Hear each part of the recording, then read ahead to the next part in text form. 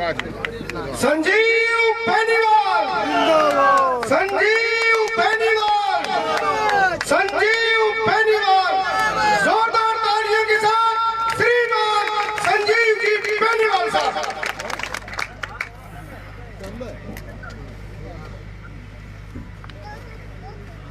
गर्मी तो बहुत ज्यादा है, तंग भी हो रहे हैं, वास्ते शॉर्ट में बोलना पड़ेगा। हमारे आज के इस भव्य और शानदार कार्यक्रम में मंच पर विराजमान सभी सम्मानित नेतागण, सभी सम्मानित पार्टी के पदाधिकारीगण, सभी सम्मानित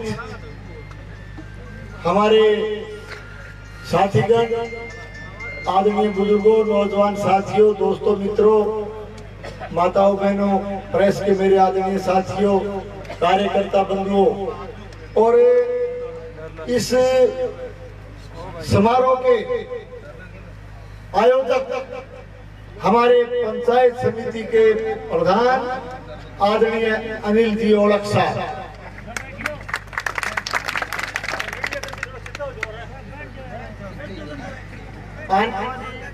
25 नवंबर को बटन दब गया, 25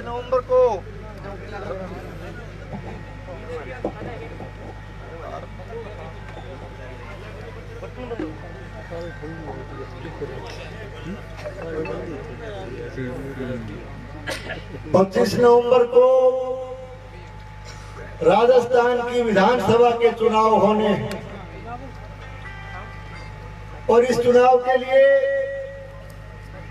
भादरा विधानसभा क्षेत्र की जनता की भावनाओं को देखते हुए और कार्यकर्ताओं के हौसले को देखते हुए, मेरे प्रति आपके आशीर्वाद और स्नेह को देखते हुए भारतीय जनता पार्टी ने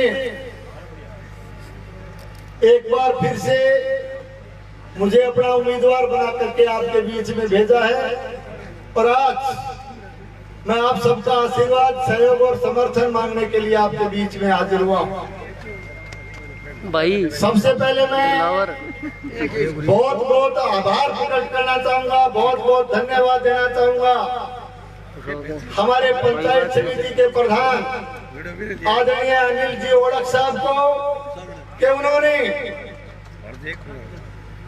बहुत ही शानदार कार्यक्रम का आयोजन किया और बहुत ही शानदार तरीके से इस कार्यक्रम का आयोजन करते हुए आप सबको यहाँ आमंत्रित किया, सबको यहाँ इकट्ठा किया और इनके माध्यम से मुझे आपके बीच में आने का मौका मिला, आपका आशीर्वाद मांगने का मौका मिला।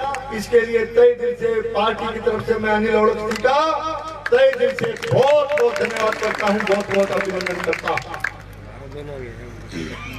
आज इस मौके पर हमारी पार्टी के लिए बहुत खुशी की कि हमारे प्रधान जी अनिल ओलख जी के नेतृत्व में अनेक कार्यकर्ताओं ने, अनेक जनप्रतिनिधियों ने, सरपंच साहिबान ने और अनेक दूसरे दलों से आए हुए प्रतिनिधियों ने, पदाधिकारियों ने भारी संख्या में आपने भारतीय जनता पार्टी की आज सदस्यता ग्रहण की है। पार्टी के प्रति आपने अपना विश्वास व्यक्त किया है, मुझे अपना आशीर्वाद दिया है।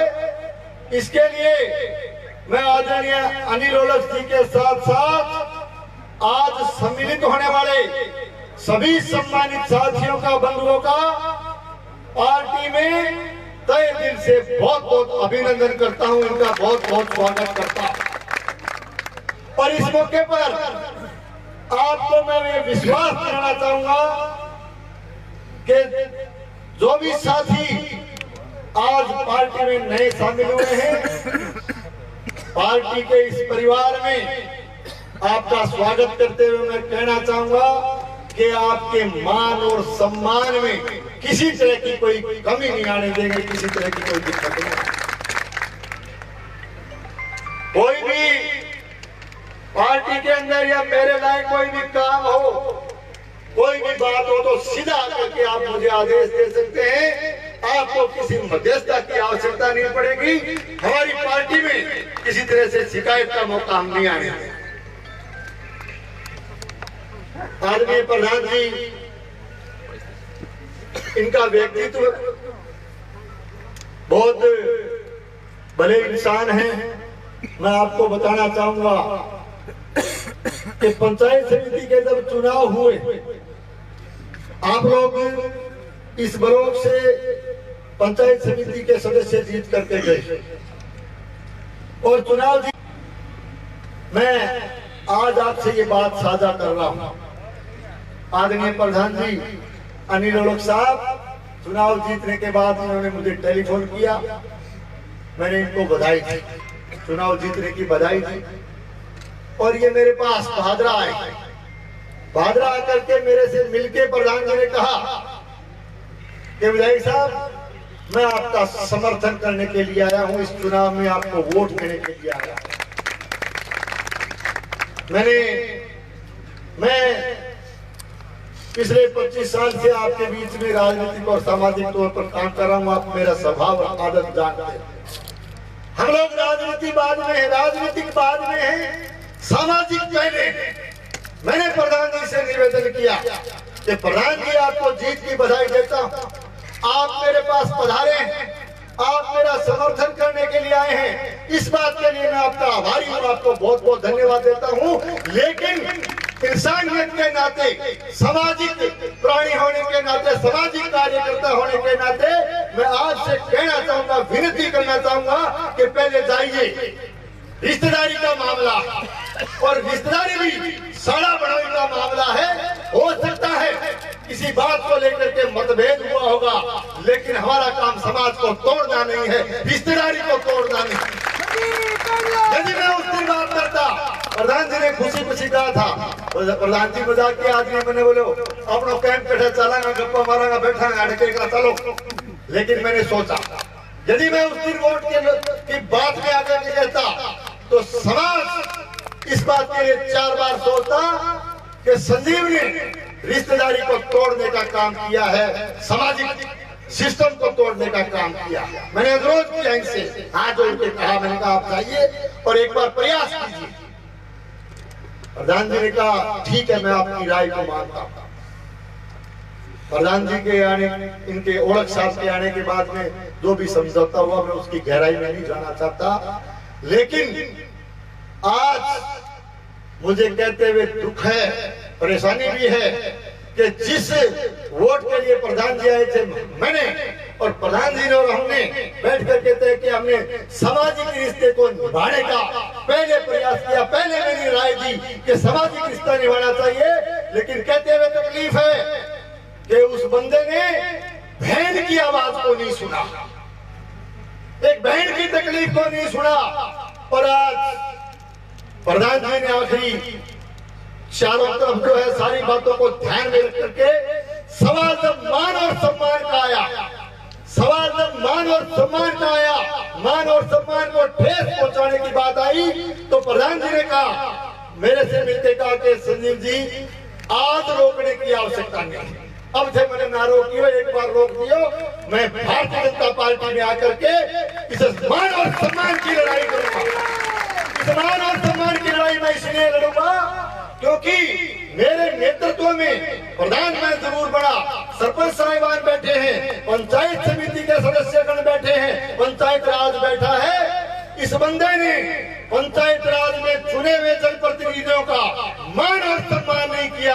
उनकी मान और सम्मान के लिए लड़ाई भारतीय जनता पार्टी में आकर के मैं लड़ाई लड़ूंगा। इस निर्णय के साथ आज आदरणीय अनिल ओलख साहब पधारे हैं, पार्टी में शामिल हुए हैं। मैं इनका फिर से तहे दिल से बहुत बहुत स्वागत करता हूँ, अभिनंदन करता हूँ। और इसलिए कहना चाहता हूँ कि प्रधान जी भले आदमी हैं, सज्जन आदमी है, शालीनता से अपनी बात रखते हैं।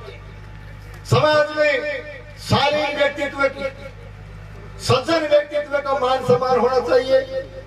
लेकिन ये भी मैं कहना चाहता हूं, प्रधान जी तो भाई सज्जन भी है, शालीन आदमी है, एक समाज का हीरो है, हीरा बोलते हैं हीरा, हीरा हीरा है, हीरा का सम्मान होना चाहिए। लेकिन सम्मान करे क्यों? हाँ भाई, समय का परिवर्तन और मियाँ अपना शाना आदमी कह रहे नहीं, कलयुग भी कह रहे नहीं, कलयुग है भाई। क्यों? लेकिन मैं कहना चाहता हूं, हीरे ने तो कभी समझो को नहीं, अरे खोटा सिक्का चालन लाया चलिया होगा के चुनाव में विधानसभा, खोटा सिक्का चलिया। मैं कहना चाहता हूं कि चढ़ते सूरज ढलते देखे, चढ़ते सूरज ढलते देखे, बुझते दीवे बढ़ते देखे, चढ़ते सूरज ढलते देखे, बुझते दीवे बढ़ते देखे, हीरे का कोई बोल न जाने, खोटे सिक्के चलते देखे।